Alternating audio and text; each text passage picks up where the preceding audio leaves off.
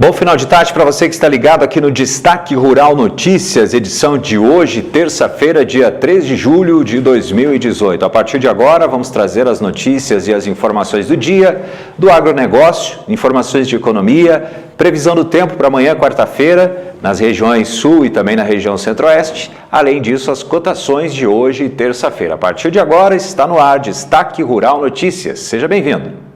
Destaque Rural Notícias. Patrocínio Bortolini Imóveis. Começar trazendo então as informações que foram passadas hoje pelo Ministério da Indústria, Comércio Exterior e Serviços em relação a como estão aí os dados de exportações de vários produtos, né, agropecuários no Brasil.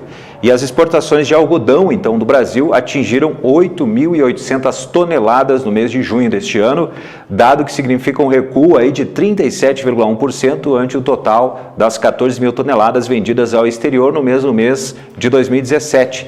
Em receita, o país faturou 16,3 milhões de dólares com o embarque da pluma em junho, um montante 36,1% inferior ao de 25,5 milhões de dólares registrado um ano antes. Também, as exportações do complexo soja somaram 12.105.000 toneladas no mês de junho, com receita de 4,92 bilhões de dólares. Em relação ao mesmo período do ano passado, o volume foi 12,6% maior, né? E a receita 24,7% também maior. Também temos dados aqui das exportações brasileiras de milho, que totalizaram 142.900 toneladas em junho, 75% a menos que o volume embarcado em junho do ano passado, que foi de 563,2 mil toneladas. O faturamento com os embarques foi de 26.400.000 dólares, 71% abaixo da receita obtida no mesmo mês do ano de 2017. Sobre a exportação brasileira de café em grão do mês de junho, que tem aí relação a 21 dias úteis, alcançou 2.157.000 sacas de 60 quilos, né, correspondendo a uma elevação de 13,24% em relação ao mesmo mês do ano passado.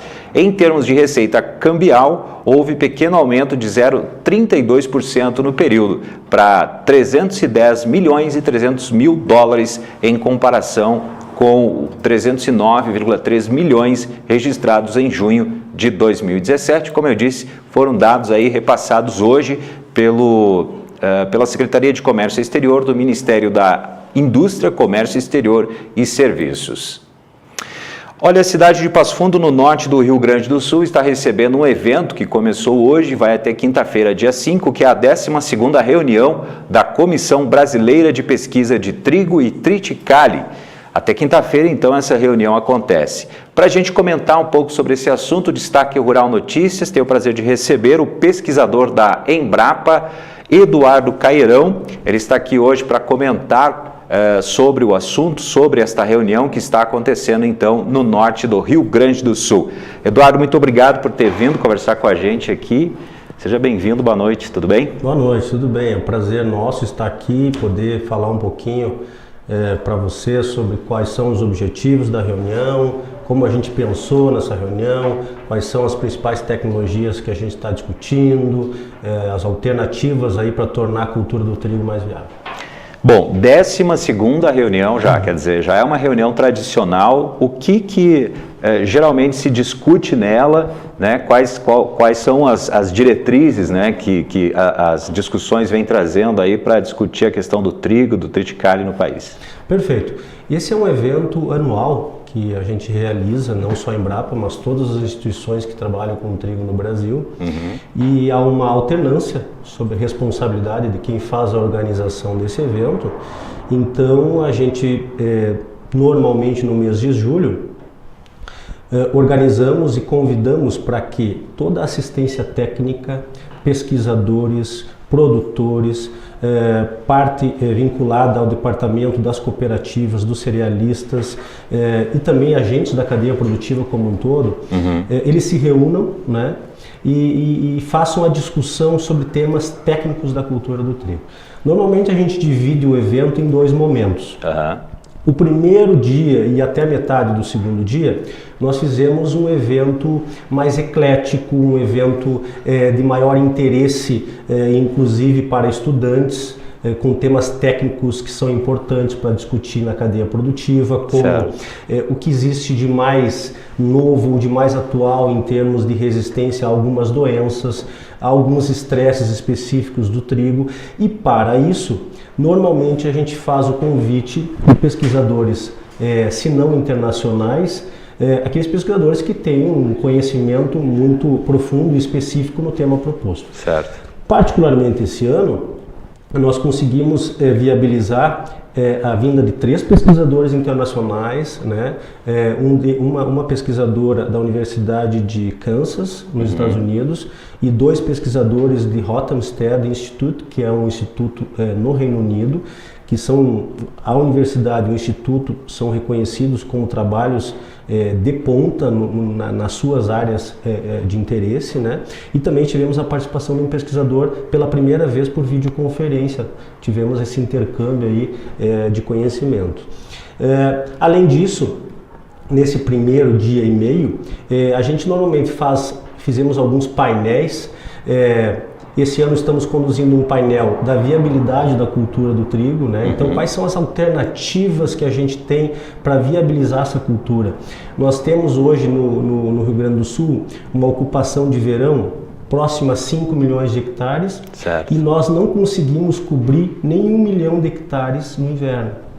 Então, esse painel que a gente propôs, ele vai buscar discutir amanhã, quais são as alternativas que a gente tem para trabalhar com a cultura, seja via exportação, seja via abertura de novos mercados, para que a gente consiga encaixar o trigo e a gente consiga estimular o desenvolvimento dessa área, para que se a gente não conseguir o todo de completar aquela área de inverno, pelo menos a gente diminuir essa diferença. E uma outra avaliação importante que prevê um outro painel é a avaliação de safra, né? Onde a gente recebe alguns elos da cadeia produtiva, o elo das cooperativas, o elo dos produtores, dos cerealistas, da indústria, para a gente ter um panorama geral de como foi a safra, o quanto que a gente conseguiu escoar dessa produção, quais problemas qualitativos nós tivemos nessa safra, né? E a partir daí a gente começar a tentar equalizar os problemas.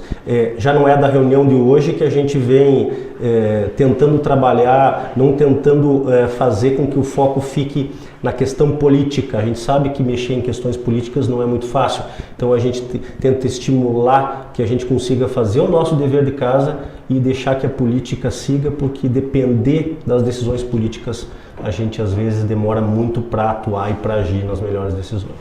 Bom, gostei muito dessa coisa de que a reunião ela é bastante técnica e ela deve estar discutindo muitas questões relacionadas a como então colocar em prática, né, essas técnicas aí na produção. E uma coisa que você falou, que eu gostei também, e eu gostaria que você explicasse um pouquinho mais, essa coisa do fomento. Eu percebi que é bem um fomento a aumentar, digamos assim, a área do trigo, da plantação, da produção do trigo. Tecnicamente, quais são essas possibilidades, aonde que se pode chegar? Essas discussões também estão na pauta? Com certeza, Cristiano. Nós temos, durante todo o histórico de produção de trigo que a gente acompanha, não só no estado do Rio Grande do Sul, mas no Brasil como um todo, nós já chegamos a plantar muito mais trigo que hoje.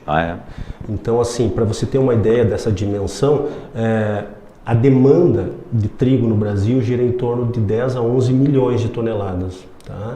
E nós, nos últimos anos, temos produzido, e historicamente, uma produção em média aí de 5 milhões, 4 milhões, em algumas situações 6 milhões de toneladas. Então você veja que nós temos tem uma defasagem, defasagem de quase 50% do trigo. Né? Sim. Então, aquilo que não é produzido no Brasil, ele é importado. Né? Sim. Então nós temos uma importação, na maioria das situações, da Argentina, e em grande parte das situações do hemisfério norte, então dos Estados Unidos, Canadá, Europa, para suprir essa produção. Então há um caminho muito grande para desenvolvimento da cultura do trigo.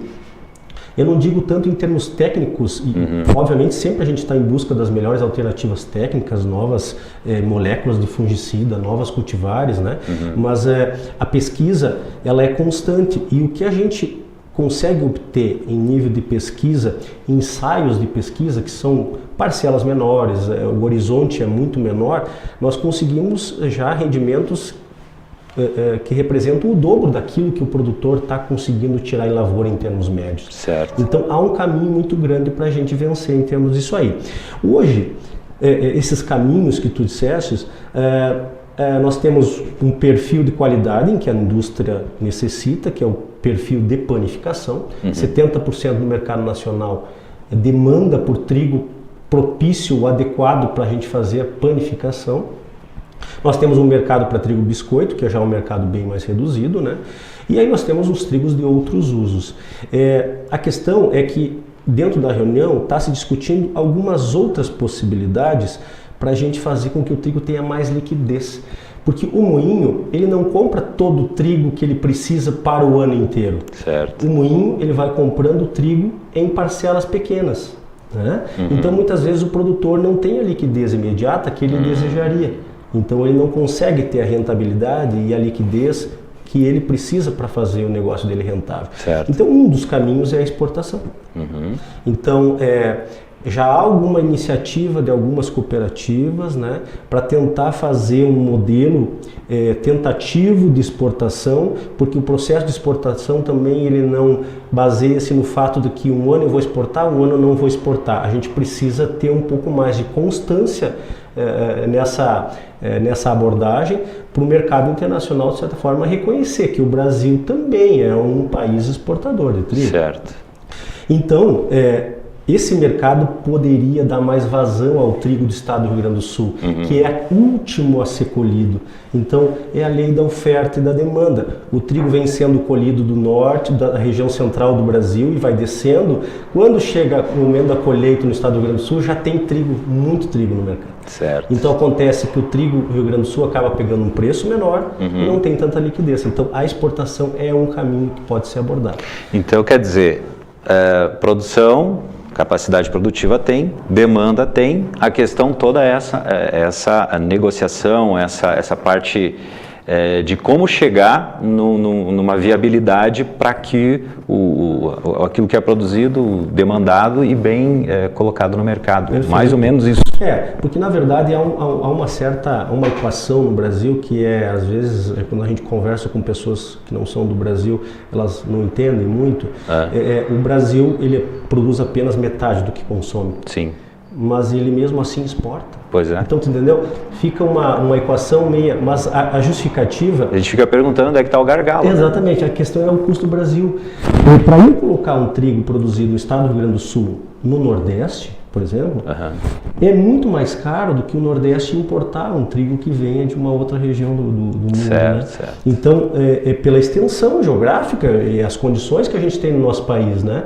Então, ao mesmo tempo em que nós temos uma demanda muito alta de trigo na região Sudeste e Nordeste para consumo, ao mesmo tempo sobra trigo no sul do país, porque é onde se produz trigo, né? Claro. Então, fica aquela... Aí tem que exportar. Exatamente, porque não consegue dar vazão, porque não tem uma equação financeira que justifique eu levar trigo via sistema rodoviário ou mesmo via marítima, que aí entramos numa outra questão Sim, de monopólio, de frete, cabotagem, né? Então é mais ou menos por aí essa equação. Eduardo, muito obrigado pelas tuas informações aqui, foram bastante úteis. Para finalizar, só gostaria de perguntar para ti, situar agora a gente na questão da reunião aqui, que discussões ainda mais vão ter até quinta-feira. Perfeito. Então, como a gente estava falando anteriormente, a reunião é dividida em 2 momentos, né? Nós estamos amanhã chegando à finalização do primeiro momento, esse mais discussões generalistas de temas de interesse para atrair um público geral. Depois nós passamos para o segundo momento, que é a reunião técnica propriamente dita, onde participam todas as instituições que fazem parte da Comissão Brasileira de Pesquisa, né? E ali nós dividimos em 6 subcomissões, cada um com um tema específico, né? Fitopatologia, entomologia, melhoramento. E ali, naquele momento, são apresentadas as novas tecnologias, ou seja, tem novas cultivares de trigo, qual é o nome delas, quais são as características delas, né? Tem algum produto novo para controlar as principais doenças no trigo? Que tipo de praga nova surgiu? Temos uma estratégia de controle diferente? O que tem de novo em termos de adubação, sabe? Então, tudo isso é posto em prática na discussão. Na eventualidade dos dados estarem de uma maneira tão consistentes a partir de um amadurecimento da pesquisa, chega-se ao ponto de a gente alterar as recomendações do trigo e a partir daí nós geramos uma publicação anual após a realização da reunião que chama-se Indicações Técnicas para a Cultura do Trigo. Então, o produto dessa reunião seria a atualização, a manutenção ou alguma eventual correção, ajuste de rumo que beneficie o produtor no próximo ano agrícola. Certo. Então, o produto dessa reunião vai ser um livro impresso das recomendações, das indicações da comissão, para que o produtor possa utilizar isso como a sua bíblia, digamos assim, para a safra que será realizada em 2019. Eduardo, muito obrigado pelas informações e uma boa reunião ainda que continua. Prazer é nosso e a gente torce para que o evento seja muito profícuo, né, e que atenda às expectativas dos produtores. Então tá certo, muito obrigado mais uma vez. A gente conversou com o Eduardo Cairão, pesquisador da Embrapa, que veio aqui comentar com a gente sobre a 12ª reunião da Comissão Brasileira de Trigo e Triticale, que acontece até quinta-feira, então, na cidade de Passo Fundo, no norte do Rio Grande do Sul. Vamos continuar trazendo informações relacionadas então ao agronegócio. Quero ainda passar algumas informações importantes do dia hoje, como por exemplo, tenho aqui dados de um levantamento da Scott Consultoria, que foi divulgado hoje, falando sobre os preços pagos ao produtor de leite, que no mês de junho agora mês passado, né, tiveram um avanço de 4,3%. ante maio, e ele chegou a R$ 1,165 por litro. O cálculo considera a média nacional ponderada por 18 estados pesquisados e também sem o frete. E o Índice de Preços Internacionais de Lácteos, GDT, recuou no leilão realizado hoje na Global Dairy Trade, que é uma plataforma de negociação criado pela Fronterra da Nova Zelândia. O indicador, que cobre uma série de produtos e vencimentos, cedeu 5% ante o leilão anterior, que foi realizado no dia 19 de junho. O preço médio ficou em $3.232 por tonelada. Já o preço médio de leite em pó integral ficou em $2.905 por tonelada e o índice para o produto caiu 7,3% em relação ao leilão anterior. E a votação do projeto de lei número 31/2018, que proíbe o embarque nos portos do estado de animais vivos com a finalidade de abate para consumo, foi adiada. Os trabalhos no plenário da Assembleia Legislativa de São Paulo foram encerrados devido ao falecimento do ex-deputado estadual Wagner Lino, que ocorreu ontem. A votação do projeto estava marcada para as 16h30 e agora uma nova data vai depender da reunião dos deputados que integram o Colégio de Líderes, que está prevista para amanhã.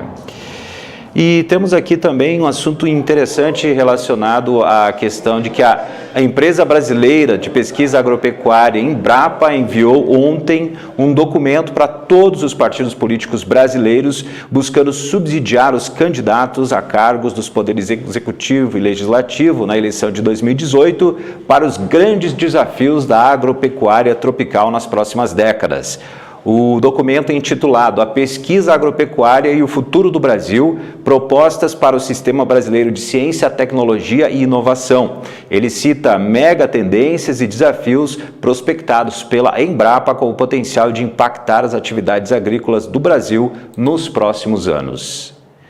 E as exportações brasileiras do complexo soja, grão, farelo e óleo devem atingir 89,7 milhões de toneladas em 2018, crescimento de 7,2% em relação ao resultado de 2017, que foi de 83,6 milhões de toneladas. A estimativa é do analista de grãos da Datagro, Flávio Roberto de França Júnior. Os embarques de soja em grão estão estimados em 71 milhões de toneladas, queda de 4,2% ante o ano passado. Já os embarques de farelo de soja devem alcançar 17,5 milhões de toneladas, alta de 23,4% em comparação a 2017. E os embarques de óleo de soja devem chegar a 1 milhão e 200 mil toneladas, recuo de 10,6% em relação ao ano passado. Vamos falar agora de dados que foram divulgados hoje pelo USDA, que é o Departamento de Agricultura dos Estados Unidos, sobre os estoques. Os estoques de trigo dos Estados Unidos, que, considerando a data de 1º de junho, registraram queda de 6,8% sobre o resultado do mesmo período do ano passado, se situando em torno de 29,94 milhões de toneladas. E também temos aqui os dados dos estoques de milho, que tiveram alta de 1,5%, neste mesmo período, em relação ao ano passado, se situando em torno de 134 milhões 780 mil toneladas. E os estoques de soja registraram alta de 26,4% sobre o resultado do ano passado, se situando em torno de 33,24 milhões de toneladas, segundo apontou então esses dados aí o USDA, que é o Departamento de Agricultura dos Estados Unidos. Quer diversificar os seus investimentos com segurança e rentabilidade? Você pode saber mais sobre o mercado imobiliário com uma das maiores empresas do segmento no estado do Rio Grande do Sul. Investimento seguro e descomplicado é na Bortolini Imóveis. Você pode acessar o site bortoliniimoveis.com.br e saber mais. Vamos agora trazer as informações de economia. Eu quero começar falando sobre as importações. O crescimento das importações em ritmo maior que o das exportações fez o saldo da balança comercial cair no primeiro semestre. Segundo os dados do Ministério da Indústria, Comércio Exterior e Serviços, como eu falei agora há pouco, de vários itens relacionados à agropecuária, o Brasil exportou 30 bilhões e 55 milhões de dólares a mais do que importou nos 6 primeiros meses do ano. Superávit é 17% inferior ao mesmo período do ano passado. Os setores de aves e suínos que tiveram prejuízos com a greve dos caminhoneiros já têm à disposição uma linha de capital de giro no valor de 1 bilhão e 500 milhões de reais do Banco Nacional de Desenvolvimento Econômico e Social, BNDES. A informação é do presidente do BNDES, Diogo Oliveira. Quem pegar o dinheiro terá 60 meses para pagar, com prazo de carência de 24 meses. Os juros devem ficar em torno de 10% a 11% ao ano. A linha de crédito foi um dos temas tratados numa reunião de Oliveira com o presidente Michel Temer no Palácio do Planalto. O presidente do BNDES falou também sobre o programa de transformação estratégica do banco, que tem o objetivo de torná-lo um banco com mais recursos para pequenas e médias empresas e também para infraestrutura. Informação relacionada à agropecuária e à indústria e o tabelamento dos fretes. Representantes dos setores agropecuário e industrial voltaram a criticar a proposta de tabelamento de preço dos fretes Numa audiência pública realizada hoje pela Comissão Mista de Deputados e Senadores, que analisam a medida provisória que cria uma política de preços mínimos para o transporte rodoviário de cargas, entidades do setor produtivo pediram que seja estabelecido apenas um valor de referência, mas que o preço final seja definido pelo mercado. A Agência Nacional de Petróleo, Gás Natural e Biocombustíveis, a ANP, recebeu um total de 179 e-mails com sugestões de 115 entidades e pessoas físicas sobre a conveniência de se estabelecer uma periodicidade mínima para o repasse de reajuste do preço dos combustíveis. O período para envio de manifestações para a tomada pública de contribuições começou no dia 11 do mês passado e acabou ontem, dia 2 de julho. As vendas de veículos novos aumentaram 14,47% no primeiro semestre do ano, se comparar com o mesmo período do ano passado. Os dados são da FenaBrave, que é a Federação Nacional da Distribuição de Veículos Automotores. O setor comercializou 1.166.663 unidades de veículos novos de janeiro a junho, mesmo com os efeitos da greve dos caminhoneiros, quando houve problemas no fornecimento de peças, na entrega dos veículos prontos para as concessionárias também. No mês de junho, teve emplacamento de 201.900 veículos, praticamente o mesmo número de vendas do mês de maio. E o governo lançou ontem o chamado PNL, ou Plano Nacional de Logística, que, segundo dados divulgados, se levado adiante pelo próximo presidente, poderá gerar uma economia de até 54,7 bilhões de reais por ano a partir do ano de 2025. O PNL cruza diversos bancos de dados para definir as obras de infraestrutura prioritárias para reduzir gargalos no tráfego de cargas. Como antecipou informações divulgadas pelo jornal Folha de São Paulo, o plano foi aprovado na reunião do Conselho do Programa de Parceria de Investimentos. Para implementá-lo, o presidente Michel Temer assinou um decreto dando peso de lei ao plano e criando um comitê de governança que definirá as prioridades de investimento. Em dados gerais, os dados mostram que, se o plano seguir a rota planejada até o ano de 2025, a dependência de rodovias deve cair dos atuais 64% de participação do volume de cargas para 50%. Segundo o plano, essa diferença será praticamente incorporada pelas ferrovias, que saltam de 18% de participação para 31% de participação, um dos resultados também, das discussões que vieram à tona aí, depois que surgiu a greve dos caminhoneiros, que mostrou aí a dependência do modal rodoviário do Brasil em termos de tráfego de cargas.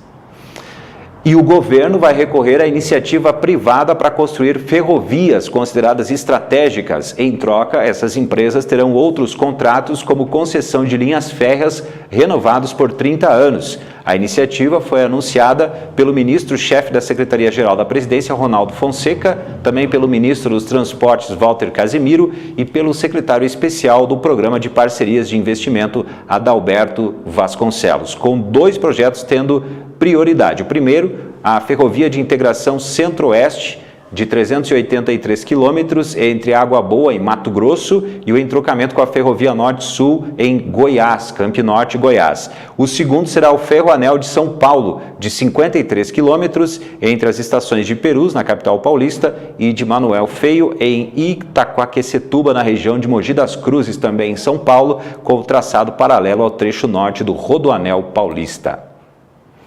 Vamos agora ver como é que ficou hoje o índice Bovespa, Bolsa de Valores, os negócios na Bolsa, e também o dólar.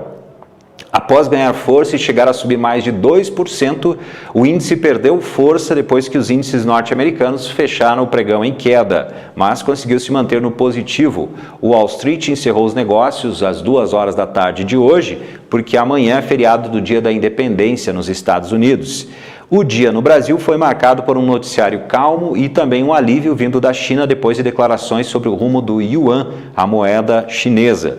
O benchmark da Bolsa Brasileira fechou com ganhos de 1,14% hoje, aos 73.667 pontos.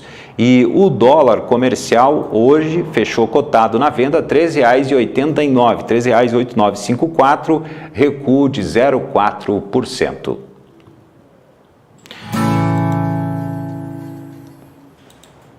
Vamos agora então à previsão do tempo para a região sul e também para a região centro-oeste. Na região sul a gente pode perceber então o mapa que mostra que vamos ter ainda períodos ali de chuva, né, especialmente em regiões de Santa Catarina e também do Rio Grande do Sul.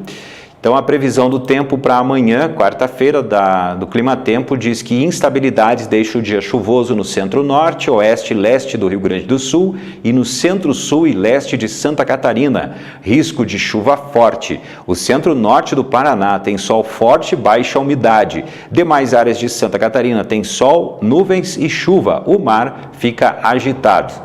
Vamos agora à previsão do tempo para a região centro-oeste para amanhã, que é quarta-feira, dia 4 de julho. Então vamos ver aqui, o mapa mostra ali um tempo bom, né? Tempo aberto, sol predominando. Para amanhã, então, a previsão é de ar seco, que deixa o tempo aberto, a temperatura alta no centro-oeste, faz calor e nas horas mais quentes do dia a umidade do ar fica muito baixa. Quero lembrar que você pode participar do Destaque Rural Notícias também através do WhatsApp, além das redes sociais. O número 549-9116-9140 está à disposição para você passar aí a sua pergunta e também participar do programa dizendo o que você acha e passando sugestões. 549-9116-9140. Também quero lembrar que se você quer diversificar os seus investimentos com segurança e rentabilidade, você pode saber mais sobre o mercado imobiliário com uma das maiores empresas do mercado no setor no Rio Grande do Sul. Estou falando da Bortolini Imóveis. Inclusive, você pode saber mais, né, sobre esse investimento seguro e descomplicado na Bortolini Imóveis através do site bortoliniimóveis.com.br.